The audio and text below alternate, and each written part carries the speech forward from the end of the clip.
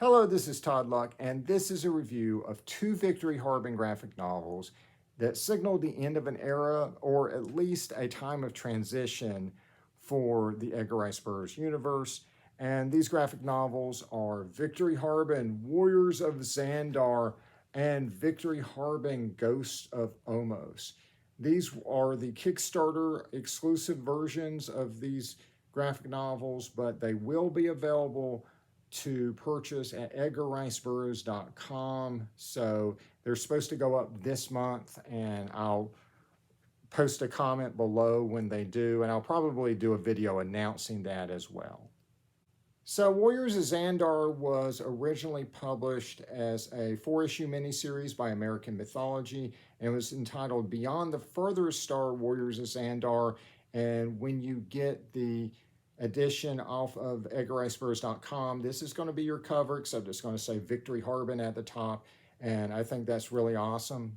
So since you can get this cover, I'm not going to dwell on it too much, but I will just say I think this is the finest Mike Wolfer photo cover that I've seen to date, and I think the model here is just spot on. The format here is gorgeous. The paper and the cover stock is fantastic.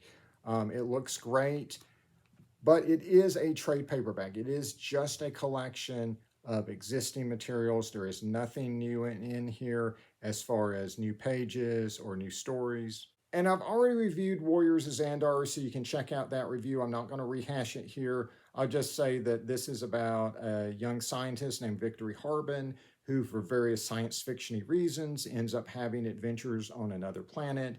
And it very much has that feel of John Carter when he first arrived on Mars. It really captures that feeling to me, and is just really, really good stuff. I didn't even plan to review this because this is just a collection of existing material that I've already reviewed. But what surprised me was that there are differences between this trade paperback and the original miniseries.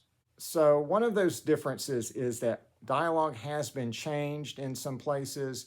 So right on the first page, there's a line about the Omos system, which you can see here is a system with 11 planets that are equal distance from each other, all in the same orbit. And Victory Harben in the original miniseries says that suggested intelligent design, and that she would investigate that mystery and solve it someday.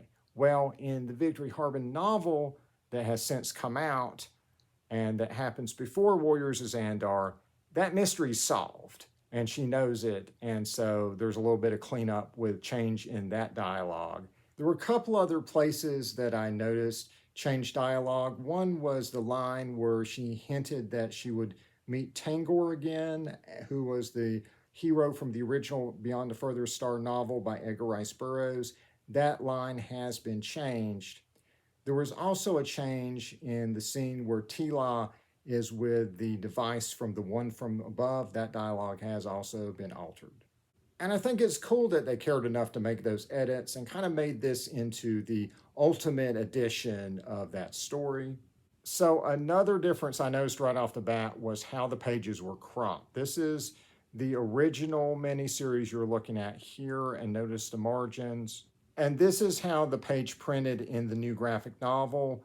I asked Mike Wolfer about this on Facebook, and he said that the specs for the printer they're using now with Edgar Rice Burroughs ink is different from the one from American Mythology, and so they've had to make some adjustments. The funny thing is that this has been true of the other comics they've put out. I just hadn't noticed. So for instance, this is a page from the original Moon Made the Three Keys #1. And this is how it printed in the trade paperback. The reason I haven't noticed it before Warriors of Zandar is if you'll look at the bottom of the page, you'll notice that there's a slight slant on the artwork, but I don't think it's noticeable unless you're just looking for it. However, the artwork is very noticeably crooked when we look at the top of this page in the new trade paperback. That crookedness was not in the original printing, which you're looking at right here. And it's not present in the PDF for the trade paperback. And trust me, I put a screenshot of this sucker through Photoshop, those lines are geometrically straight. The crookedness is unfortunately noticeable on quite a few pages in the trade paperback. However, I will say the artwork by Alex Rinaldi still looks fantastic, and there is nothing of importance that's been cropped out, and there is no dialogue that's been cropped out or is too close to the margins. It's just going to look a little weird around the edges in this particular printing.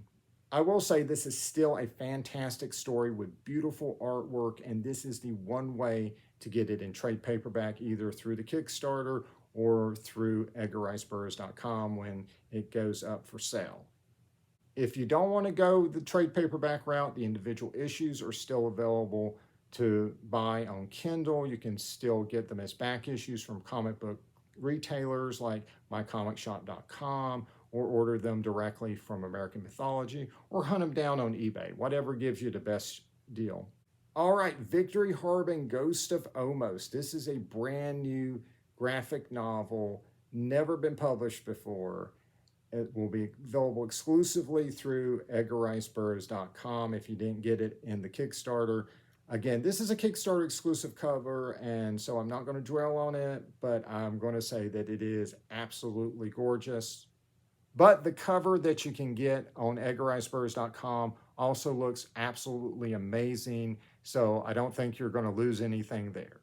It's in the same gorgeous graphic novel format as Warriors of Zandar, and their previous graphic novels have been in. Nice, thick cardstock cover, premium glossy paper. It is a very premium feeling product.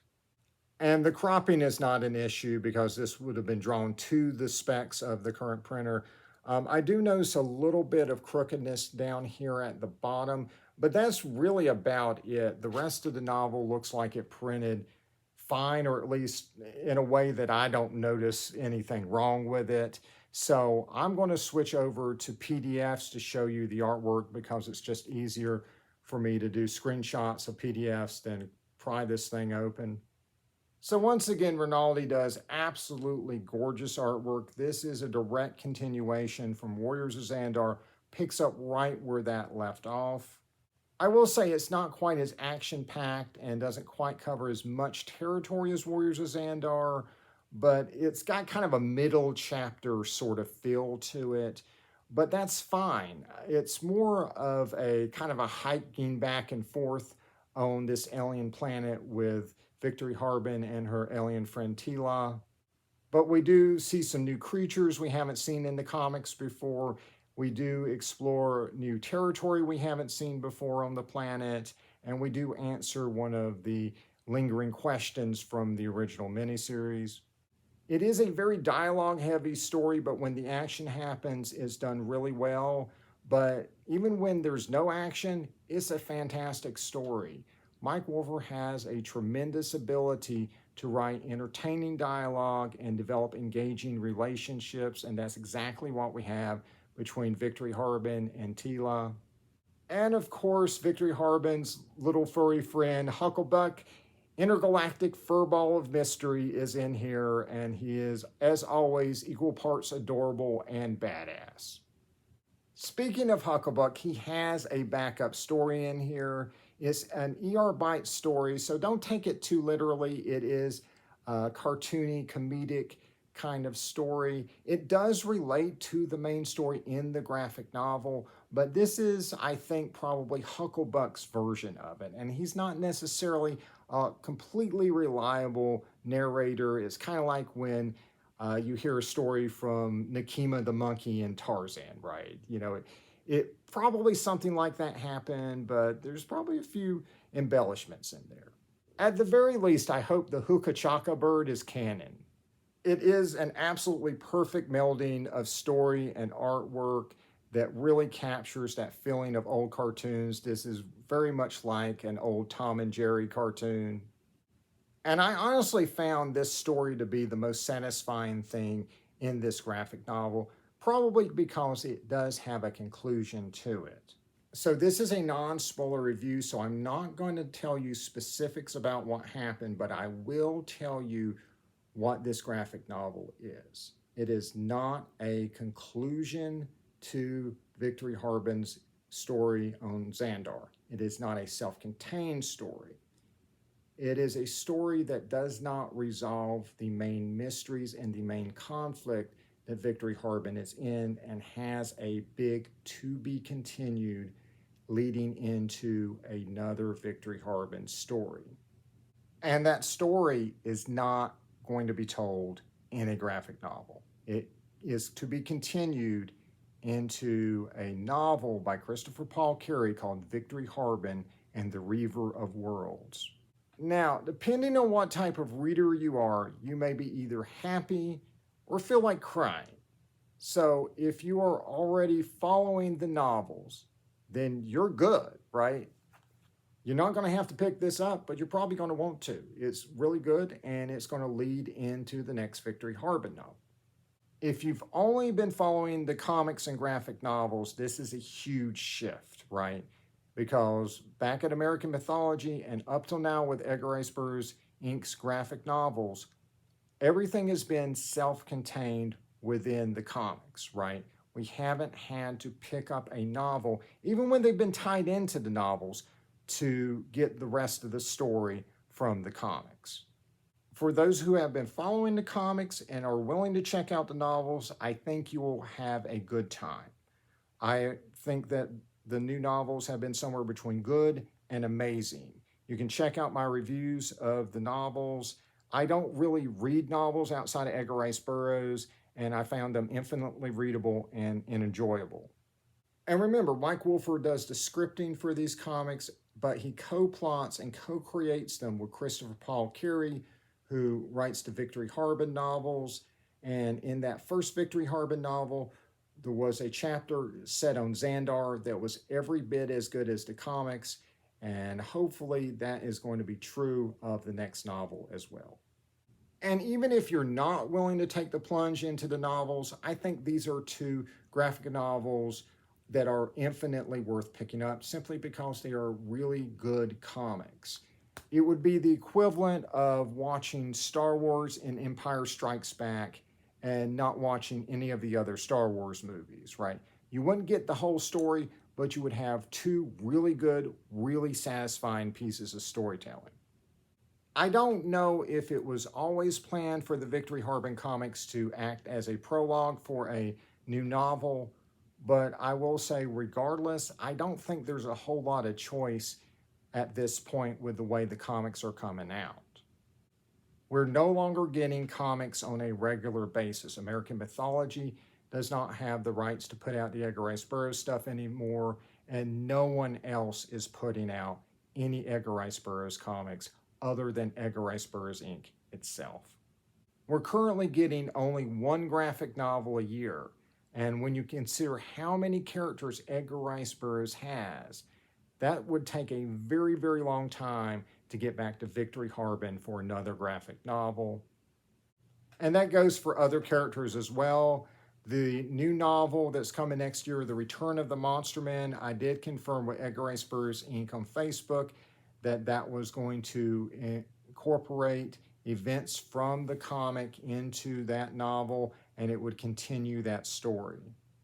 And so going forward, they haven't announced any graphic novels other than Tarzan and the Jaguar's Son, which Mike Wolfer is writing and drawing, and I assume that's probably going to be standalone and probably won't lead into a novel since the current Tarzan family novels are set at the Earth's core. Beyond that, I don't know where they're going. It'll be interesting to see. I'm still crossing my fingers for another Moon Maid graphic novel, but if that story ends up being continued in a novelette or a novel, I understand. And so while it's sad that we're entering into yet another era that seems so common in the last 50 years, where you can't walk into a comic shop and get an Edgar Rice Burroughs comic, I am glad that Edgar Rice Burroughs Inc. is continuing to put out stuff and keep these characters alive. It kind of reminds me of how I felt watching the new Deadpool Wolverine movie. It was, unsurprisingly, a roast of the 20th Century Fox Marvel movies, But it also ended up being a surprisingly moving eulogy and tribute to that era of Marvel movies. And it felt like it was saying to the fans, be grateful for what you've had, say goodbye to the past, but look forward to seeing these characters in a new way in the future. And that's where it feels like we're at with the Edgar Rice Burroughs universe. By the way, if you want a shirt of Victory Harben or any other Edgar Rice Burroughs character like Tarzan and John Carter, they're available on Amazon. And if you want to see all of Edgar Rice Burroughs Inc. stuff on Amazon in one place, including all of their apparel, all of their Kindle books, and all of their audiobooks, go to amazon.com/Tarzan. You're welcome. All right, guys, like and subscribe for more videos. And until next time, see ya.